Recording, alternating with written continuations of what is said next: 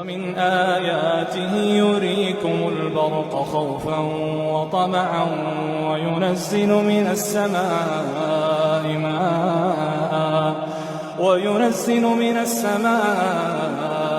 ماء فيحيي به الأرض بعد موتها إن في ذلك لآيات لقوم